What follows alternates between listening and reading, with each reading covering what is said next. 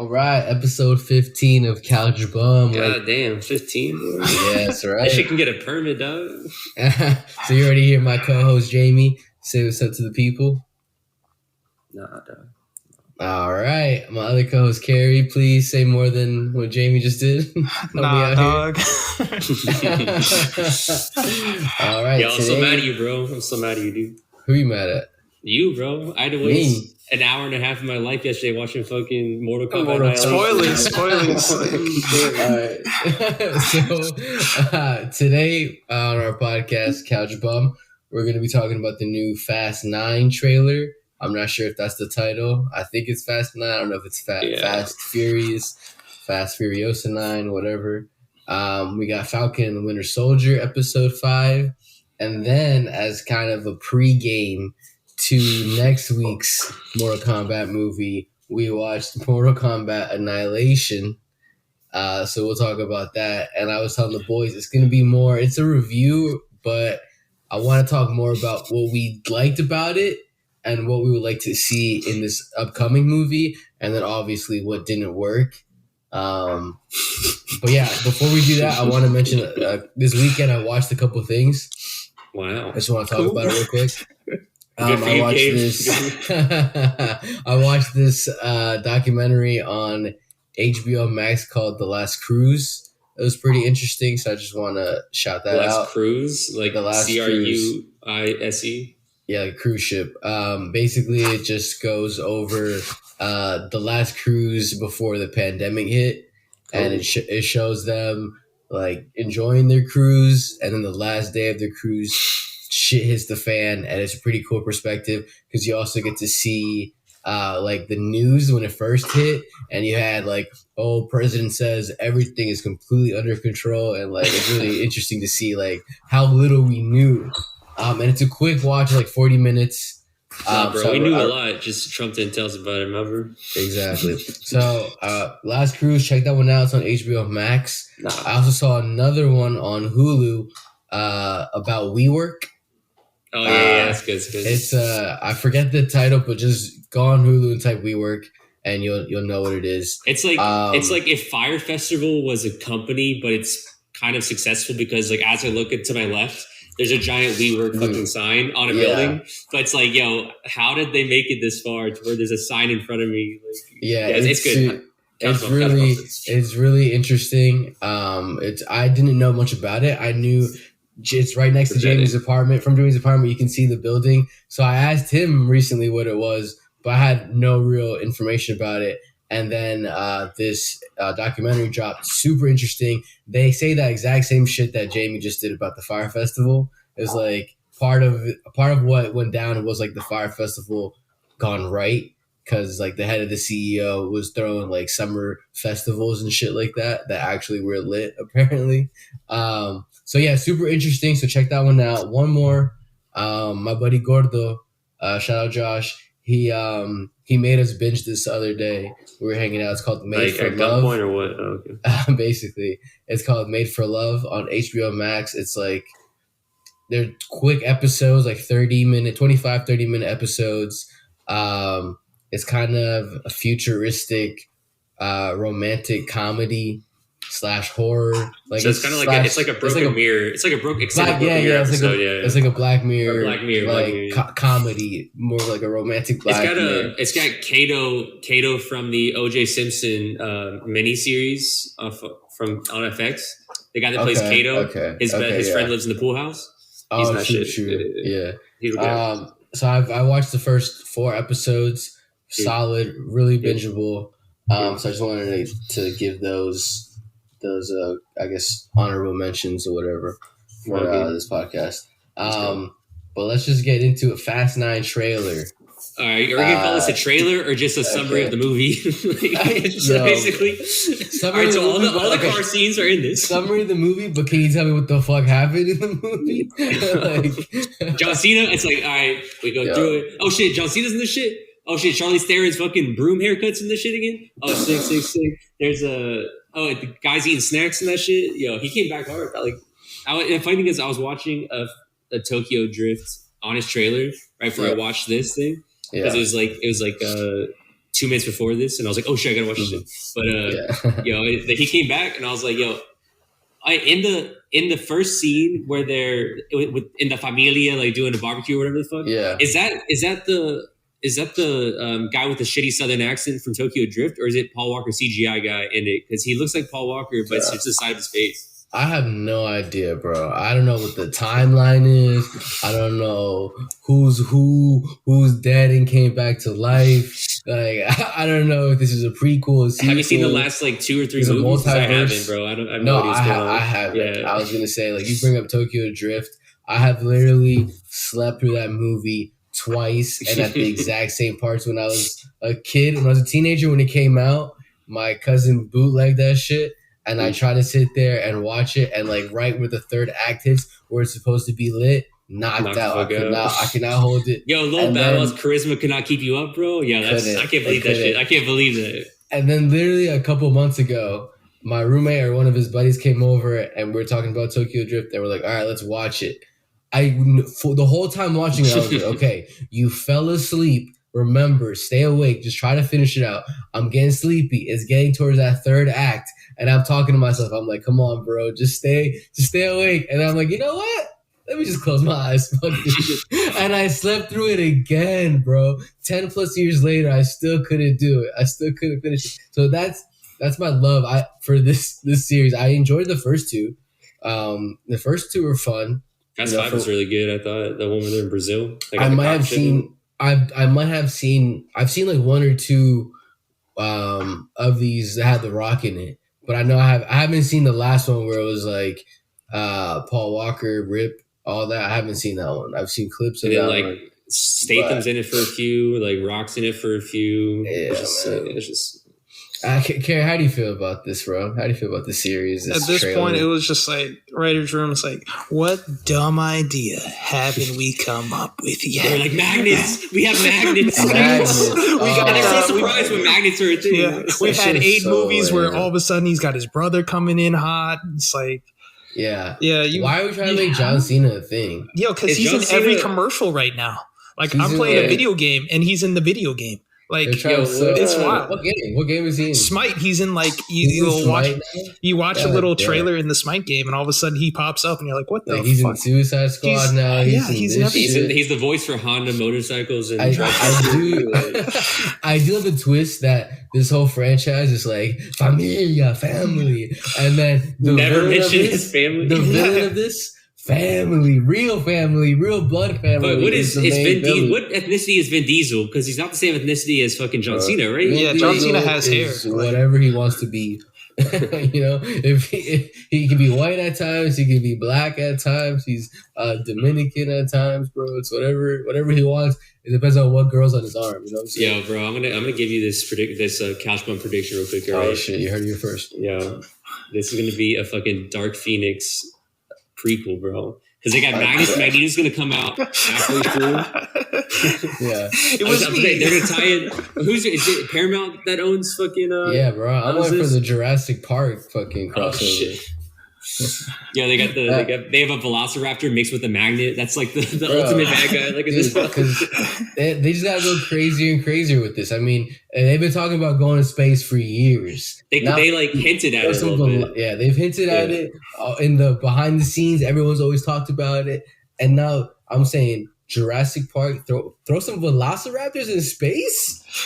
Vin Diesel fighting that shit? They're already in this trailer at the end. They're already duct taping some shit so they can go to like the moon or something. I don't know what they're trying to do. I love that we have Tyrese always crying and being goofy, always complaining about like 9 movies in, 8 movies later from when he was introduced, and he's still complaining and crying about shit. It's like a fight for my life out here. Dude, Paul Walker didn't lose his life for you to keep bitching, bro. Come on.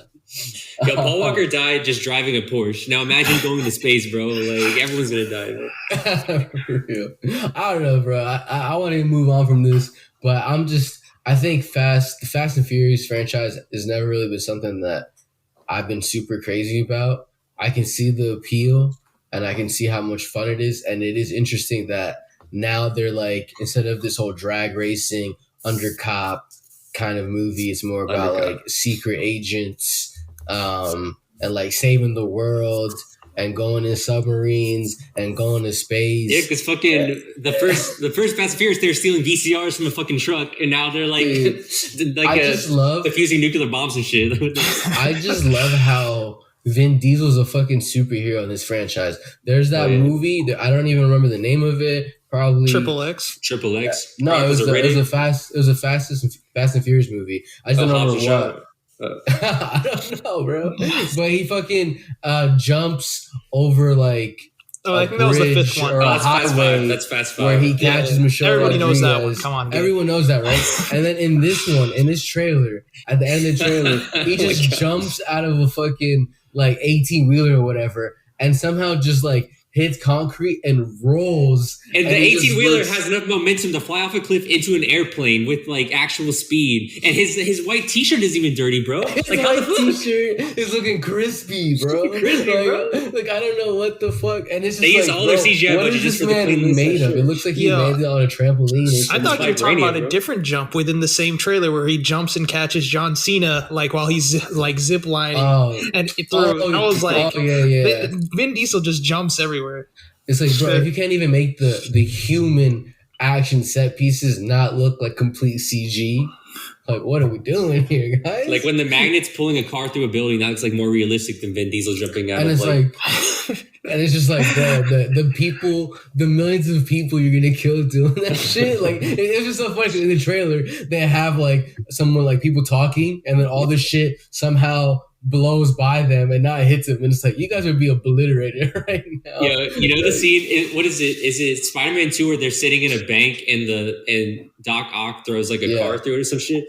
They have fucking Falcon and his sister Sarah are like taking out a bank loan, but the car doesn't go through a window; it goes through like the side wall. So like they're just like taking out a bank loan, and Falcon's not like a superhero or whatever, so they should get like fucking destroyed by this car. It's like, oh god, disrespect to Falcon. I'm trying to predict the crossovers that'll come out of this because I feel like they need to spice it up. You know, if they're not going to go to space, they got to like bring in some other EP or some property. Yeah, I just think I feel like that was honestly a great segue into Falcon. And the winter motherfucking soldier. Yeah, this episode was so good, bro. Bro, I was gonna say the same, bro. This was honestly, I know we're gonna let Carrie do his thing because he probably hates every second of this episode. But for like a story wise level, I feel like this episode was probably one of the best, if not the best episode for the show. Like I really enjoyed the story beats. Like I really enjoyed seeing Bucky and Sam finally talk. Also, we're gonna spoil this shit. We've been just discussing this, like, so if you haven't watched it or if you don't care about spoilers, then we're gonna talk about the shit. But I love seeing Bucky and Sam finally talk some shit out, which they could have done like episode 1. But it was really cool to see Bucky be like, "Yo, maybe I didn't really think about how hard being Captain America would be for a black dude." Like that's on me. He was born in like 1911, so you know. I understand. Like, that's on me. That's on Steve. You know, like that was a cool moment. You know what I'm saying? Yeah. But you know what? Jamie, go ahead. What did you enjoy about this episode? All right, bro. All right. So the montage when they're fixing the boat and they were like palling around, coming together. I love that shit. Bro, yeah. All right. So I like the introduction of the wife for Captain America, the Redux, whatever his name is. So my question is, so when the wife comes in, right? I'm like, oh shit, he's way more likable because he has a smoking hot wife who's supportive of him, right? It's like it makes him more human. I want to fight for him. But do you think that if they would have introduced the wife from the beginning, that you would have liked this Captain America more, or do you think this is the best time because he's like, was she in it earlier? Was she there? I don't think they said she was the wife.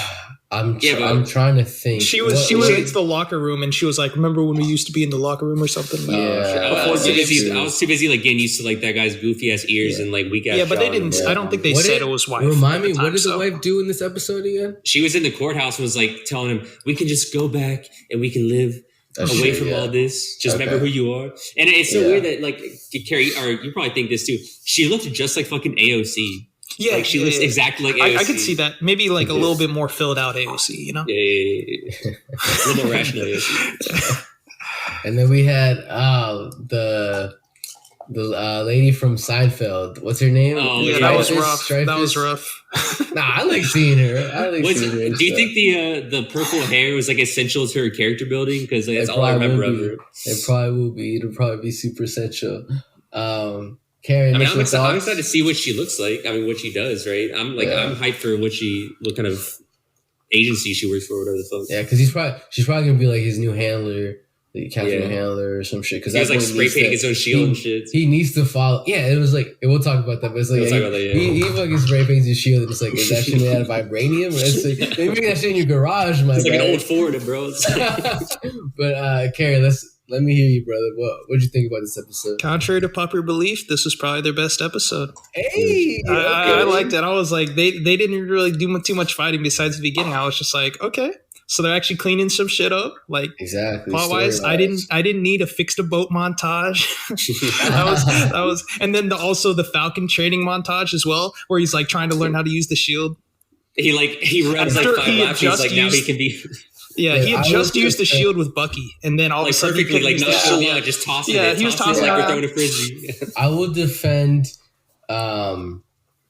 What was the first montage that happened? Fix the boat. I will defend the montage there because again, I think this is what Marvel does way better than DC, and it makes these characters relatable, grounded. Like I could definitely see a kid growing up in this neighborhood where his mom is taking care of the other kids in the neighborhood, and now it's like 20-something years later, and these kids are growing up. And it's like, yo, let's cash in some favors. Like, there's probably going to be some people that remember us. Like, let's at least reach out and see if the community come and, support us. And then he's calling people, and they're all like, oh, shit, I remember scoop potato pie and all that shit. Like, it's like, okay, hell yeah. And then they all come in, and they're working on the bow, and you got Bucky working on the bow and all that. Like, I don't know. I enjoyed seeing that. I feel like that, again, when shit starts blowing up, when shit starts, getting into this Avengers type shit, I look back at that and like, all right, but these are real characters. These are like, but they fixed the boat, I remember the boat. I think it's good character built right there. I think it's also needed, especially going into what I think the next episode is the series finale. So I think it was a good lead up to that. It didn't need to be action paced. Hopefully the next episode is going to be action paced, but this one, I think it did a good job setting it up. The second montage, yeah. First of all, okay, my question is... You see those blades of grass? Can anybody... Yeah, we'll talk about that. Can anybody throw the shield then? I'm so confused. I don't know. Maybe I had to go back to... You know how he did it?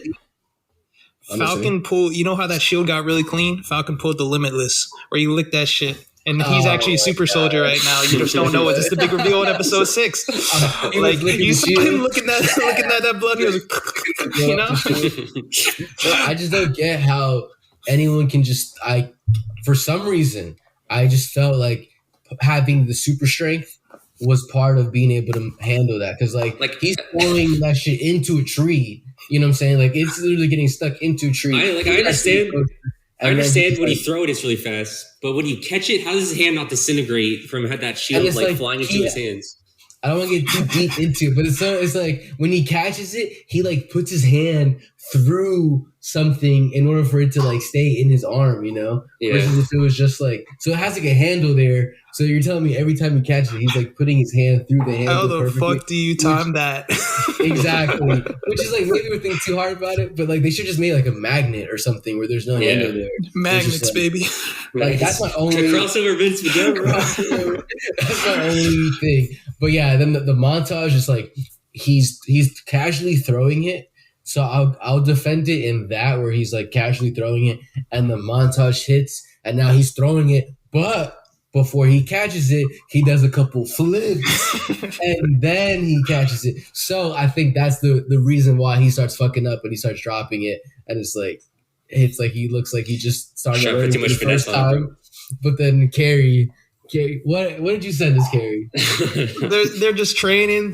He's like doing the shield and shit. He's doing his flips, but like partway through one of the flips, there's like blades of grass come up in the camera. Instead of looking at Falcon doing the flip, cuts to the blades of grass coming off the ground, just like slow-mo, super intense. And they drop like $50,000 in fucking CGI. CGI some fucking grass. It's literally like Falcon doing a goddamn handstand before catching the shield, and instead the camera's like, no, that blade of grass, go, and then it's just like a blade of grass, dirt, grass. I'm telling you, it looks like Ant-Man was there or some shit. Like, it looks like Ant-Man was just fucking around. It was like, quick, right there, get that shot. Right, so I have this question, bro. All right, so Falcon, right? He's one of the core Avengers, one of the key. Kinda. He's one of the core Black Avengers. One of the OGs.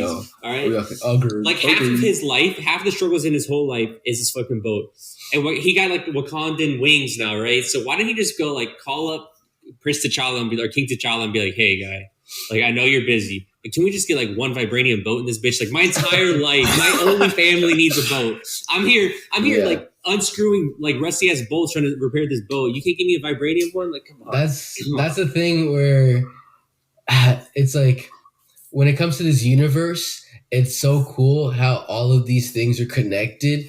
But when it comes to their own shows or movies, you have to like force yourself to not think about it, because it's like out of everybody in this universe, not one person could help Falcon out. Like, you know, they're happy, still chilling. You know what I'm saying? All the people that they fought with, Avengers, Doctor Strange. There's not one Avenger or like someone associated with Sam that could be like, yo, I can help you get a boat, or I can help. You know what I'm saying? Like, there's got to be one guy that has some type of pull, a connect. You have to have made some type of connections at this point, right? It's like, again, Spider-Man has 4 satellites on deck. He can get a fucking shrimp boat. And it's like, you're telling me someone at fucking the Marvel headquarters, the Avengers headquarters, there's a receptionist out there that's like, yo, I'll throw you a bone. Or, you know, there's got to be someone out there to help these people. Like, so if we think about it too hard, you know, but yeah, definitely got Wakanda.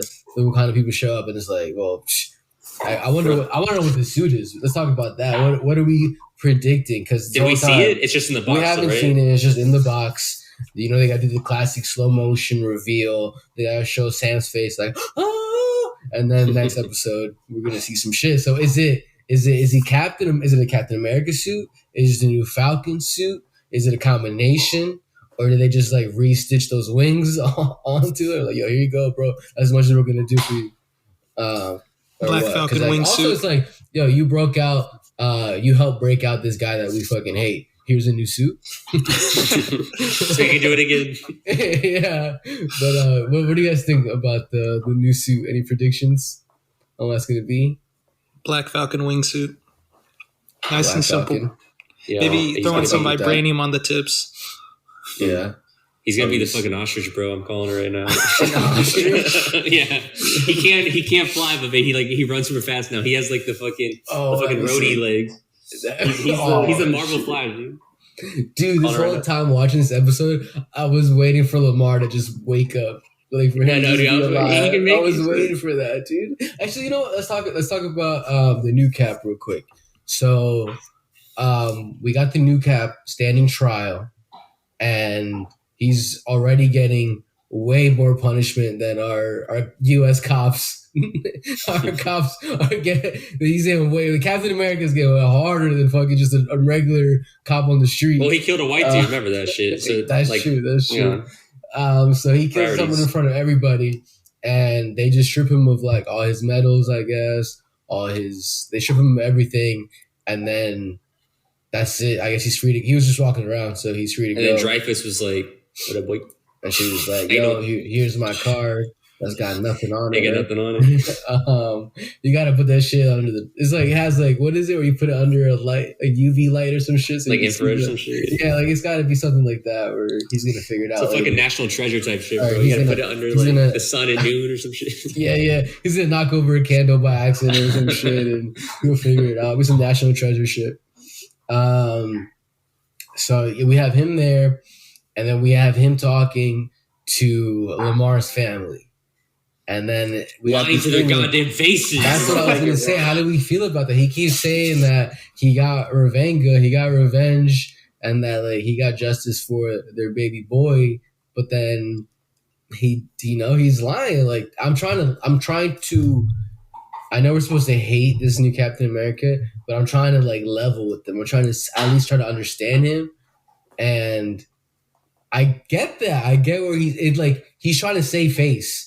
You know, so obviously trying to save face. Like trying to convince himself, right? He's trying to convince himself. And what's he gonna say? Like, no, I just killed the bad guy's boyfriend. You know, like, no, I just killed the random guy that was at the meeting. That doesn't sound as good. So it's like, yeah, I killed that motherfucker. But like, why was the daughter or the sister of Lamar giving him like the side eye? Like she was like not convinced. Yeah, she was. Yeah, she was like, I don't trust this motherfucker. Like, I don't trust this cat. So that was interesting. I like seeing that. I like seeing the new Cap just like fall into. I feel bad for him because I can see, like I said from the beginning, I feel like they set him up to fail. They put him up against Cap level enemies, Cap level stakes. Didn't give him Cap level powers. Just gave him a sidekick and a shield, and just threw him out there. And now he's in the situation. And so I feel for him, but he's starting to be a piece of shit lying about that. I was watching my boy Larry, and he called that the Hispanic kid Torres is going to be the next Falcon, because you know, like he walks away, or Sam walks away without getting his suit back. Yeah. So I was like, yo, a Hispanic Falcon, bro. I just want to see my Hispanic bros fly. You know what I'm saying? Regardless if it's in a show, if they're a sidekick, that'd be lit to me, bro. Yeah, this is why this makes this entire series so realistic, in that it's the exact same thing like real life, where the U.S. military and U.S. government, they just have these multi-million, billion-dollar pieces of equipment just laying somewhere. They're like, they're like these prototype Falcon wings. Now I'll just leave them in a church. Like this shit, they're leaving this shit everywhere, bro. The shield, hey, make sure to return the shield to us soon. It's like, bitch, why are you not holding him down, saying, "Give me the fucking shield now"? Like, what do you mean? Give me the shield later. Like, well, apparently, I feel like that was them trying to get the shield. Because what did Dreyfus say? She was like, technically, no one owns it, or the U.S. government doesn't own the shield. So they were probably just trying to be tough, like, "Hey, give us the goddamn shield." But like, they're bluffing because like they have no like power. No legal recourse. I will say this: complaints, or not complaints, but like, I guess complaints. I'm not. This is a couch complaints corner. Freckles' motivation, Carly's motivation, still not. I like the idea of, okay, the blip happens, the world comes together, and then everybody comes back from the blip, and so the world is like, nah, we don't need you motherfuckers anymore. We want our original people. You guys get out of here. And I can see that they would be slighted, you know, but I guess I don't get the connection of how we're here, like murdering people and blowing, like what exactly, and you guys might be able to explain it to me. He's murdering different people, bro. What exactly does she want? Like, what, you know what I'm saying? Like, maybe it's something that I have missed, but and like you guys can tell me, but I'm just not 100% sure what is she trying to gain here. Like, she's like, they're killing our people, and this is for our people. Well, what are we doing to her people? And her people are people that just stayed. That they didn't blip. Yeah. So can you guys? So it's like, you gotta think about a real life situation, bro. It's like when Israel was founded, right? There's Palestinians living in their houses, and then all of a sudden people came in and said, "Oh, by the way, I know you've been living here for the last like X amount of years, but like this government organization that has no jurisdiction comes in and says, oh, by the way, now these people live here because it's like their ancestral land." It's like, but bro, I've been like tilling this field for 5 years, and I just gonna tell me I can't live here anymore. It's like they're stripping all of their rights away. So now they're second-class citizens. So now she's like just trying to get rid of that figurehead that's enforcing those laws that are like oppressing her people, which are the blippies or the non-blippers. That explanation makes sense. So then my complaint then would be the show is not really showing me how oppressed they are, and if it is not, I'm not convinced here, because like I like that character, but they haven't shown me enough where I'm like, oh hell yeah, like, I can totally see where she's coming from. Let's fuck these guys up. If they did like flashbacks of them getting like ripped away from their homes and shit, but they get reorganized, but they're just like one time they're there and the next second it's an empty room. So it's not really like showing the heartbreak or whatever of like having to move around. Carrie, what do you think about Carly's motivation? Her motivation is Mama Danya. Right. When in doubt, every time when she's just like, what's going to happen to these people? What will Mama Danya do? Like every single time. Plot device. Like, yo, she's pretty weak as fuck. Like, she's so like, she's a bad villain. I don't even think like. I'm really glad they brought Cap to be the villain in this shit because Carly's like sort of a side character at this point. But especially thinking we're going into the season finale. Yeah, like, and she was barely in that last episode. It was just like a bro fix the boat montage, and then Cap's trials and tribulations. Yeah, like it's just how like her villain is so lame that you can have Bucky and Falcon just be like, yo, Falcon's like, I'm gonna do this training montage. Bucky's like, I'm gonna go pick up your sister and be out. And they just have like a handshake and take it easy. Let me know if a lead hits, I'm out. And then it's just like, okay, I thought we were on episode 5 of 6 and you guys are taking breaks. Should we not be like, that's how like this character is like, I don't know. I'm not really buying her as a villain. The new Cap is way more interesting. Especially you have him in the garage trying to, he's stripping apart his old Mazda. Melted down his fucking Medal of Honor shits. Yeah, he's literally melting down his medals to make a shield. It has his shield, his blood, and tears. It's like, be your own thing, bro. Like, why you gotta like be fixed on Captain America? He's like, no, I gotta be Cap. Wait, you mentioned them taking a break. They did that random thing again where it's like Bucky's like, all right, when you get a lead, call me. They're just walking down the street. Like, no, he walked into a forest. Like he just walked straight into a forest and there was nothing behind him. It's like these badass loners always have to walk wherever they go. They just on foot, walking to wherever they're going. Doesn't matter what year it is. Like, if I look like Sebastian Stan, I'd be like, you know what? Someone's gonna pick me up. Yeah, I believe. I'll make my way. I'll find my way. My charisma will carry me. Oh, you know what? One more scene that I want to say I did enjoy. Before we wrap this up is when we have Black Super Soldier, OG Black Super Soldier talk to Sam.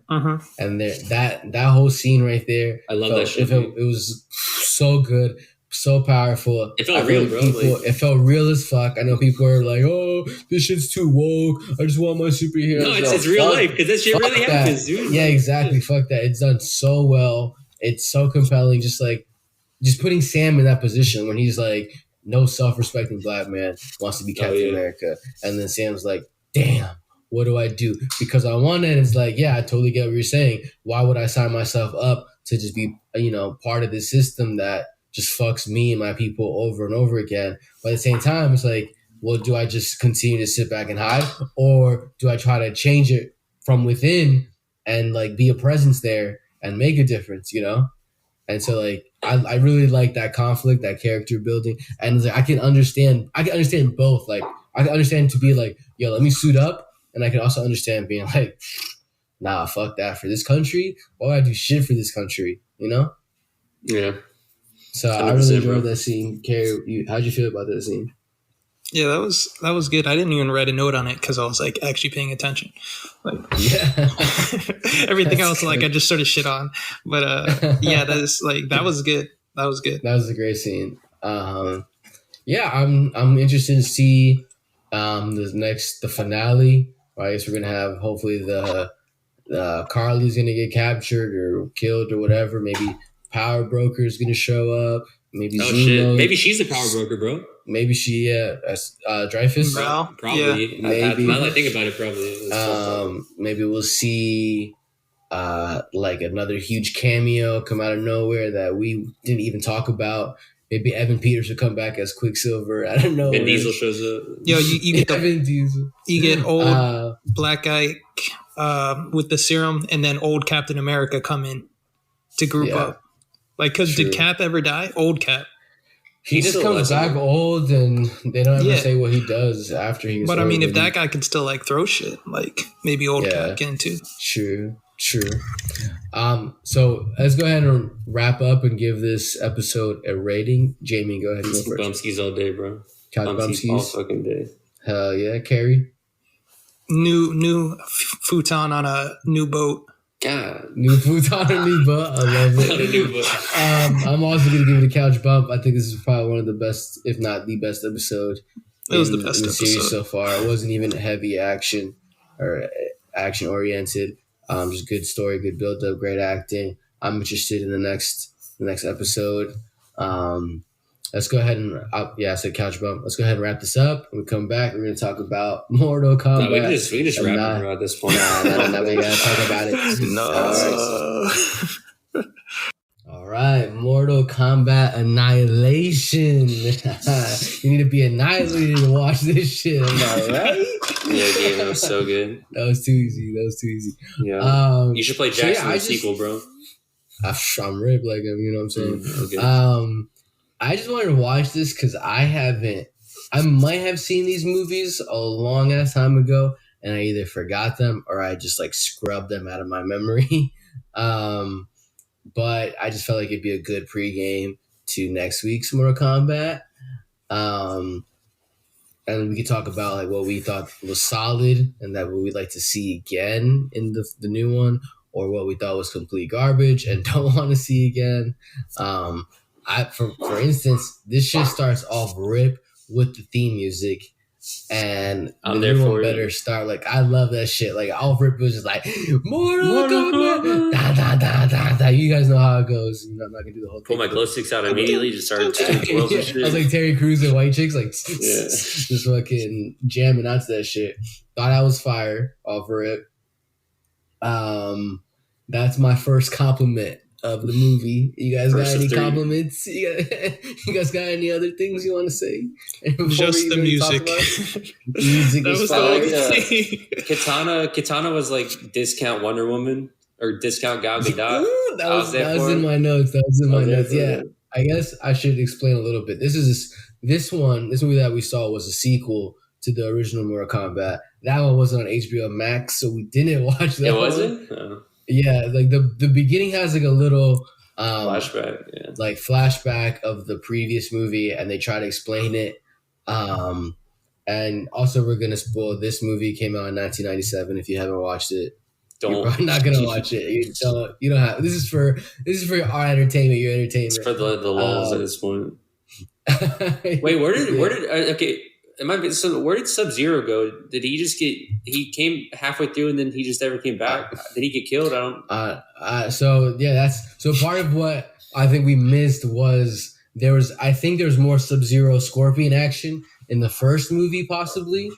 Because in this movie, we only have one fight scene between Sub-Zero and Scorpion, and then they just completely disappear and never come back. He did say that get over here, so that was essential. So that's number two. He does the get over here, and then he throws his chains in like super slow motion. Like it was like get over here, but his chains were going like 0 miles per hour, and it was like, come on. And then Sub-Zero does like an ice bridge, but then that shit's like flimsy as fuck. 5 seconds later, like come on, bro, what kind of ice bridge did you just make that like if you get on one side of it, it topples over? It's like oh man. But I wish the first one was on HBO Max so I could have seen exactly what went down. Because I've played the games, Carrie's played the games. We know Johnny Cage is usually a main character. I think he was had a bigger role in the first movie. In this movie, they just fucking snap his neck and that's it. Over. Never again. I thought maybe it was some time travel shit. Would see it. Nope, he's gone. If someone dies in this, they're pretty much gone. So I have to say respect there. I like that. From immediately, I was like, "Yo, stakes are high. Stakes are high." So hopefully in the next one or in the new one, they just start letting people have it. Like if it's a horror movie and people just start getting killed and shit. Another compliment I would say is Katana. Well, okay. Part of I took some notes when I watched it, and I just thought it was hilarious. Their travel system. They have a travel system. They basically go front to front. They insert into each other, and then they roll down a ball. Yeah. They're like, we strap into this giant ball in these tunnels, and that goes through lava and shit. And it's just so fast that it's like you're not even moving, and then you see how they're like set up, and like it's face to face, and it's like and then fucking Liu Kang doesn't know how to. He's like, what the fuck are these? How do you work these? And then like after rolling it at once, he's like, I take one myself, and now I can navigate the portals throughout the world and shit. My God. Liu Kang, I like, this is perfect for this time period. Like Liu Kang, strong, actual Asian character playing an actual Asian character, or Asian actor playing an Asian character who's actually kind of OP, has his is full of dragons apparently. Like we'll get to that. No spoilers, we'll get to that later. But and then he gets the girl, and then Katana. I was like, Katana, bro. I don't know if you're good enough for fucking Liu Kang, bro. Liu Kang just did it to him, and like you think you can just walk over here? I thought it was that was so. That scene, the travel system is like they're going so fast that you can't even move, but then something goes wrong. Something somehow goes wrong, and she's like, "Go left, go right," and it's like, "Bitch, I thought we were going so fast that we can't even move. How am I gonna? What do you mean I'm gonna predict left? We should be smashing to rocks right now." And then it's like they have the whole like, "Hold on to me," and it's like, oh, "Okay, now I know why we have this scene in here. Now I know, so we can have like OG Gal Gadot in this shit and Liu Kang fucking like go like rubbing each other and shit, rubbing uglies, bro, rubbing uglies." I would say to your point about Liu Kang, I feel like he's also low-key our Kong of this movie because he gets his ass whipped by a good amount of people before he gets his. Like they were like, "Yo, you're the chosen one. You can bring us out of Mortal Kombat." And not seeing the first movie, I was like, "I'll take your word for it, bro." Yeah, but I ain't seeing anything right now. He's okay. You haven't really said much about this. What'd you think, bro? It's like watching WWE. Like, you know, it's all act. It's whether you actually decide to like the fights or not, you know? Yeah. And I guess, Yeah. It's kind of like the old Godzilla movies, you know, where you have the puppets and it's cheesy effects, but you choose to love that, enjoy that. Now, me watching it today, I know this came out in 1997. I'm not looking to see anything. Jurassic Park came out in 93, dude. Yeah, but the CGI in this was better than Jurassic Park, you know? What the fuck? That was Jurassic Park. No, honestly, the scene where they do the two, Liu Kang and the big boss do their, like, they turn into their own dragons and shit and they fight. It's like, that part was unnecessary. And if that part wasn't in it, at least I think it would be like a 7% on Rotten Tomatoes, not a 2% on Rotten Tomatoes. But for some reason, they're like, we got this extra $20,000. We got to fill like 3 minutes. Let's just do some like PS2 level. When there was that scene with Ray, it was Nightwolf, and it was like, oh, you got to find your animal. What is it? Your animality. Your animalia or some shit. Your animalian, whatever. Animaniacs. Your Danimals. Your Animal shit. You're fucking Goku, dude. I was like, because I've played these games, and like Liu Kang has like fire abilities and stuff, so I assumed he'd be like a dragon or something. Mm-hmm. But then they literally turned his ass into a dragon, and I was just like, in the game for some fatalities, I think they turn him into a dragon. Really? Okay, I know like a dragon will like appear and like he'll eat your opponent or some shit. Maybe, but something like that maybe. I wanted to say Raiden. I don't know if you guys have watched Dexter. I've watched Dexter. Yeah. But the serial killer Harry Morgan, it's Dexter's dad in that. Bro plays Raiden in this, and wow. I'm so glad he got Dexter. He's I don't know what. It's just like this is exactly what I don't want to see from these movies is people taking themselves extremely serious. And I love his name is James Remar. He's great in Dexter. But I don't know what the fuck he was doing in this movie. He was just so serious. And it's just like so painful. Like it's like he's acting his heart out kind of. But like be aware of the movie that you're like I feel like Jax was the only character that was like kind of aware that he was in a dumbass movie. Because he's playing into it, he's cracking jokes, but he's also talking the most sense out of all of them. He's like, yo, what the fuck? Yeah, he's like, what the fuck? You stepped on my fan theory is you know, this is a crossover into Dexter, right? So you have Dexter's dad training Dexter up. Like Dexter isn't his actual son, right? He's an adopted son. Yep, of course. So he's still Raiden in Dexter, he finds his next mortal, and Dexter killing all these motherfuckers that are evil. Like this is his Mortal Kombat. Like he is the chosen one to keep the Earthrealm open or safe for another generation. Because I would say this is another generation from them. So like maybe not. But so Dexter is our Liu Kang of Dexter's of Dexter's fucking universe, dude. Like think about it. Think about it. Or the think about it and it makes sense. Yeah, I'm gonna sleep on that one. I'm gonna sleep on that theory. Yeah. But yeah, so I would say if we're thinking about this future movie coming out, I hope. I mean, from the trailers, it looks like they're trying to be serious, but I really hope that that's just kind of what we see from what they're showing us, and that it's kind of lighthearted. Because I think this movie does a great job of I feel like for 1997, they were probably trying to make the game come to life. You know, they're trying to maybe keep it as close to that, and they were probably trying to be like gritty. Like maybe for back in the day, that was like a gritty, kind of more of a gritty type of movie, I guess. It was dork. Even though I got more Teenage Mutant Ninja Turtle vibes watching this than anything like gritty. But yeah, they need to not, they can follow the story, but they need to acknowledge how ridiculous it is. And I don't know if this is going to be like a reboot, a remake, or somehow a sequel to these movies. I think they should go like Tropic Thunder with this shit. And we have Johnny Cage. We have Johnny Cage, who's an actor. We could have him be an asshole actor that gets dropped into this Mortal Kombat, and the whole time, or at least in the beginning, he thinks this shit's fake. And he's like, yo, you guys are all acting like your asses off for this dumbass shit. You know, where they're roasting their own property or whatever. And then because I would say that maybe like for the majority of this movie, it does a pretty good job of like, okay, talk, fight scene happens, come on. Or talk, somehow these two get split up. So it could be a one-on-one fight with Jax and this guy, and a one-on-one fight. And then Sonny gets covered in mud, and I'm like, okay. Then Sonny gets covered in mud, and then, you know, what happens next. But like, so I think it could take elements. Like I want to take don't take the seriousness of how everyone is being all whatever.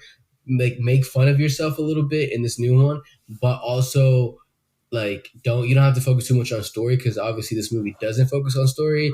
It's giving us fights, but it's giving us fights for 1997. You know what I'm saying? Now we're fucking 2021. We can have some cool fights. So like limit the story, you know, but when there is story, make it goofy, funny, like self-referential, like make that shit meta, whatever. You know, I found myself halfway through the movie. I was like on my phone just playing Candy Crush, like drifting off. And then I was like, realized I was on my phone. And I was like, oh shit. And I paused the movie and I was like, oh, I need to rewind so I don't miss like crucial plot points. I was like, nah, just keep going. I watched it earlier today and I fell asleep, bro. Damn. And I was like, fuck, I gotta rewind this shit. And then I was like, I don't even know if I went all the way back, bro. I was like, I'm good here. And then you hear, was Katana's mom, Sonya or whatever? Sonya was coming in and he was like, okay. Oh my god! Yeah. So again, spoilers at the end where Katana is like trying to wake up Sindel, and she's like, "Mother," and then Sindel's like, "Got She's like, "Got You worthless bitch. You always that disappointment." There was something else I wanted to mention about the acting. I just want to give another shout to Jax. I feel like his character. Yeah. I think his character is probably the most solid. I like the main villain. I thought the main villain was all right. Like he looked intense. Yeah, I like that they Shadow Khan. I like that they have him wear like a mask, and then they're just like, all right, forget that mask. You're just a normal bald guy now. The rest of it, and it's like, oh, okay, I guess that's our same guy. I want to talk about the Scorpion. You know, actually, Sub-Zero's entrance to me was hilarious. This man just like jumps in, like, freezes people mid-air, lands. He has his mask on, but it looks like his suit is like 2 times his size. Yeah. So he looks like the people that wear masks, like that are like chin diapers. Yeah. It was kind of like that, where it's like you can still see most of his face, and he's got like this like lame ass scar on one side of his face, and they're just like, Sub-Zero. And Liu Kang's like, I thought I killed you last movie. And then he's like, my brother. No, that was my brother, but I'm helping you now. And then it's just like goes into, and Scorpion just shows up, and they just start duking it out. And then everyone just disappears, basically, after they kidnap Katana. And it was just like, wait, are we never going to see those guys ever again? And like he makes the ice bridge, and you're like, yo, these motherfuckers doing front flips through space and shit. They can't make it across this fucking gap without the ice bridge. Like, if anything, you're making it more dangerous because you're going to slip and fall off the side. Like, shit. Yeah, I was waiting for them to explain how normal human characters can fight. Like, Liu Kang's like, I beat everyone. I can beat Shao Kahn. I can beat all these people. And so you're going up against cyborgs and, like, people that have, like, supposedly kind of have powers and shit, but then you're kind of like a normal guy. But he has a dragon inside of him, though. Yeah, but, I don't know. Like, because I think that works for 1997 because you can have everybody in outfits and it can be like, yeah, they're kind of supposed to have powers, but they're also kind of just normal people in cool outfits. Now, 2021, you're going to have cool outfits, but you're also going to have special effects to go with it. So if you're going to have like normal people going up against like Sub-Zero, like you already saw in the new trailer, Jack's getting his arms ripped off by Sub-Zero and shit. So Spoiler. are they gonna do something to explain how people can fight, or is it gonna just be like, we're not gonna have 1v1 fights, we're gonna have like 3v1? All right, go ahead, Carrie. You had something. Yeah, this is why Falcon was training and doing all those flips was because he's a normal person like them. But once you do enough flips, you have the ability to fight gods. Like that's what it is, right? That's why Falcon's doing the flips. He's like, I lost my wings, but if I do enough flips, I tame the shield. Like, I will fly again. The power of the flip. Dude, I would love, like, when they first show Shao Kahn and his dad shows up and he's like in his throne, he has like the fire lane, like the alley's like lit up with like fire and shit, and he just stands up and does like a double front flip lands, and he's just like, I have not let you down, father. It's just like, what was the triple? Why'd you do the triple front flip before you could just walk down the 5 steps? I love that though. They had front flips for no fucking reason. Yeah, why are the fucking elder gods just so sketchy on their rules, bro? They're like, hey, we heard you when you said they're breaking the rules. That's cool. Oh, all y'all are dead and y'all are about to die, and now y'all are dragons. By the way, that wasn't cool by y'all breaking the rules, guys. I'm gonna turn you into I'm gonna fold you into a box or some shit at the end. It's like, I don't know. It's like, oh, they broke the rules. Well, you guys should have broke the rules even harder and better. It's like, you guys got to play the game. You guys aren't really playing. This is what I was gonna say. During that Scorpion Sub-Zero fight, Scorpion kidnaps Katana, and while he like teleports away, he's like, gotcha, suckers. He just takes off. Like, he literally yells, suckers. Like, what is this? What is this property, bro? He's like, gotcha, suckers. And then takes off. Like, this is Mortal Kombat. This is back in the day when, like, movies, they knew they weren't going to make any money off the movie itself. They knew they were going to make all their money off of the Burger King toys that they're going to be, like, featured in, and, like, the hologram cups for, like, the double XL Coke you're buying. Like, when you hate your kids and shit, you just want to, like, get the sugar in it to make them go away. Bro, there was just so many hilarious moments. Jax fighting that big ass CG dog, which is just behind him, just like punching his legs. You know what I'm talking about? It just looks fucking awful. But again, 1997, not gonna hold it. You know what? They're brave for trying that with the effects they had in 1997. I'm just saying those effects were like especially shitty, dude. There's no way this should have been on. It was so bad. There was a part with Jade. I'm just going through my notes, and these are just highlights for me. Jade, Jade, where I've played some of the games. I know that it's a little bit confusing because I've played some of the games and some of the story. People switch sides. People betray each other, and the whole time I was like, I'm pretty sure Jade is supposed to be one of the bad ones, but I'm not sure. And then, we get the moment where Jade betrays everyone, and Jade's like, you've been tricked. It was so easy. And I was like, oh my God, dude, this is so bad. Like if she didn't give us that line, we wouldn't have known that we got betrayed. You know what I'm saying? It was just like everyone's like, "Oh shit, that's right. She was on her side," and then she's like, "It was so easy." It was like, "Oh my god, just like end this now." Let me see. I'm trying to go through my notes to see if there's anything else that stood out for me. Front flip, Sub-Zero. Let's see.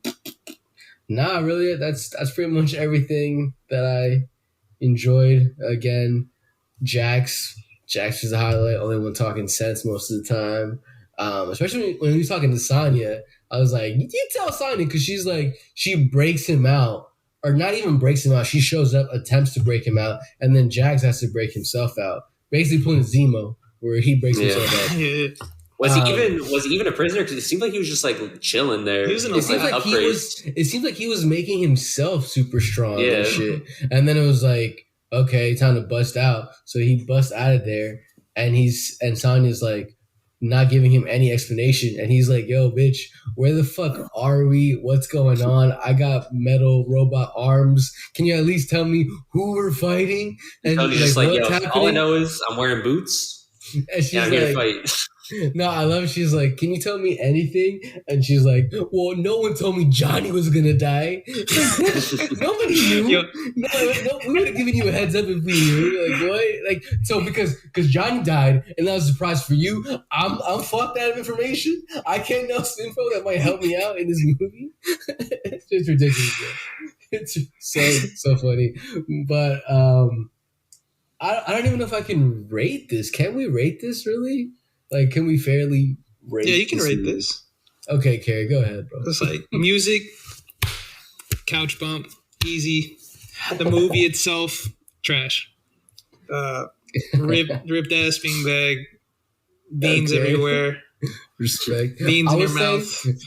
To your music point, I love how they had that theme music for like the beginning, opening credits, then never again, then like the last scene of the movie. It was like Mortal Kombat, just like as it ends. It's like, bro, you need to throw some of that in the actual movie. Like while people are fighting, they need to throw that in there in the new one. They better have it in there. Jamie, go ahead and wrap that shit up. Yeah, bro. I'm just gonna rip that as beanbags. So all right, that was our episode of Casual. No, okay. There ain't shit to say, bro. It's just like everyone knows this movie's shite. It's had now 24 years of being shit. Yeah. Like there was no surprises here. I'll never watch it again. I'll never ever. Even when my nephew is like, I want to see the old Mortal Kombat. So like, bro, like, nope. I love you enough to keep you away from this shit, bro.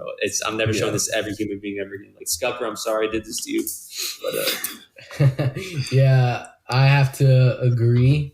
I mean, we all knew going into this that it wasn't going to be some Oscar-worthy movie. You know, we knew it was going to be some goofy 90s shit. I just thought it'd be fun to talk about, fun to enjoy, to watch. Maybe it wasn't the most enjoyable experience, but I think it's also good for us to see where we've come along. So when we see Mortal Kombat 2021 next weekend, maybe we'll be a little less, maybe I won't roast it as hard because I know where we started, and we started with this bullshit. So the bar is set super low. So for anyone thinks that I'm going into Mortal Kombat with some high expectations, or I'm coming in thinking that I'm gonna get a master of a movie or, you know, artwork or some shit, like, no, I'm going in. I just want to see some cool ass fight scenes, some cool special effects, and a story that gets me from point A to point B without trying to get too. Don't try to explain shit. That's my thing. Once you explain shit, you're fucked unless you have good explanations. You know what I'm saying? So don't just throw us into a world where we got Johnny Cage, or we got someone who's like, what the fuck is going on? And throw us into some cool ass fight scenes, some, like I said, some meta type humor, or some like some self, you know, the reference or being self-aware. And a movie like this is important. So I'm hoping that this next one is fire. This one is definitely a rip beanbag chair, no doubt, even though I did have fun. So if you are trying to warm up, trying to pregame before the new Mortal Kombat movie comes out, maybe check it out. I know there's an animated movie on there as well. Probably a lot better than than the one we just watched, and probably better than what's about to come out as well. But yeah, that was our episode of Couch Bum. Next episode, we're gonna talk more Falcon and Winter Soldier. We'll talk about the finale. We'll also talk about the new Mortal Kombat movie coming out. I'm not sure how many episodes of Invincible there are, but we are going to talk about that when it wraps up. So yeah, that's it. Any final words, Jamie, Carey? Anything you guys want to say before we wrap up? Nah, I like how you end every episode like you just gave like a presentation on like Moby Dick or some shit. Bro, this might as well be Moby Dick to me. You know what I'm saying? That's how serious I take this shit. But all right, guys, thank you for listening. We'll see you next time on Couch Bum. Bye. Bye.